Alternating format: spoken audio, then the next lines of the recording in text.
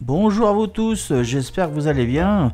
Je suis très content de vous retrouver pour une nouvelle recette. Aujourd'hui, une recette de l'endive au jambon en gratin. Pourquoi? Eh bien, au lieu de garder l'endive entière, je les coupe en petits morceaux. Je les cuis à l'étouffée dans leur propre eau de végétation. La recette de l'endive au jambon traditionnelle, il faut déjà cuire l'endive. Et puis, il faut les égoutter au moins toute une nuit. Tandis que ma méthode, ce n'est pas le cas. Vous n'avez pas à égoutter les endives.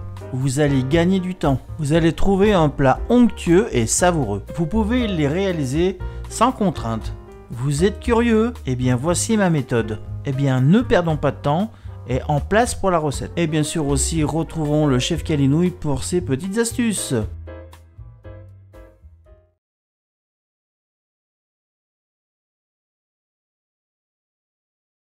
Avant de commencer le découpage, choisissez 1 kg d'endives, de belles endives. Débarrassez-vous du trognon, voilà comme ceci. Les trognons, vous pouvez les mettre dans le compost ou pour les lapins. Coupez-les transversalement en petits morceaux et puis les réservez dans un grand saladier.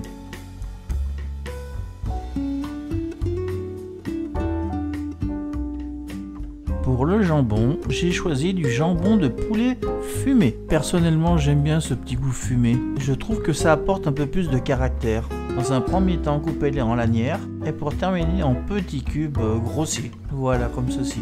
Et bien sûr, le réserver.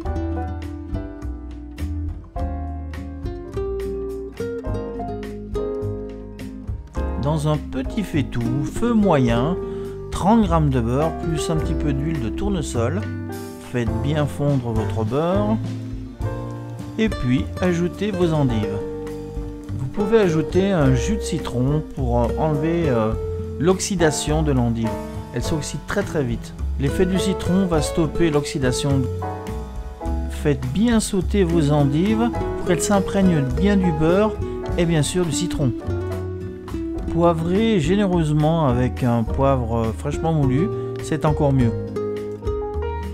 J'ajoute mon jambon de poulet fumé. Brassez bien le tout, que ça soit bien mélangé.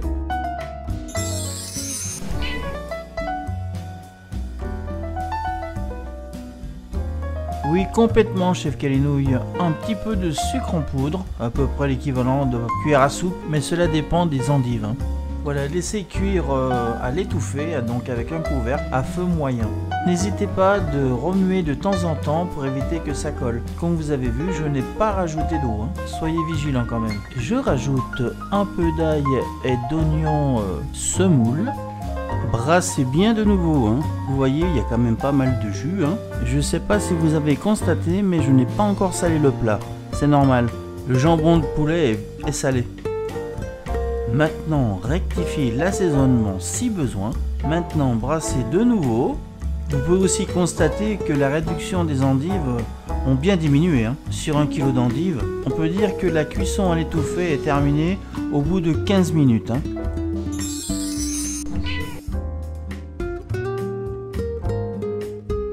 Et oui, chef Calinouille, je rajoute de la maïzena avec de l'eau froide. C'est encore un gagne-temps, vous n'avez pas de béchamel à faire. Le jus de cuisson des endives vont se lier pour en faire une petite sauce. Et puis, l'action de la maïzena vous évite de faire un plat un peu trop lourd, comme la béchamel qui est assez lourde quand même. Maintenant, laissez cuire la maïzena 3-4 minutes, le temps que ça s'épaississe. Voilà, donc elle est devenue sirupeuse. Maintenant, j'ajoute de la crème. Alors crème fraîche, moi je sais la 18%. En cuisine, on appelle ça le terme crémé, le plat. Elle va apporter un peu de gourmandise, d'onctuosité. À cette étape de la recette, n'oubliez pas de préchauffer votre four à 220 degrés pendant 15 minutes. Mélangez bien, laissez réduire la crème quelques minutes à feu doux. Toujours avec une consistance sirupeuse. Voilà, cette fois les endives sont prêtes, vous pouvez éteindre le feu.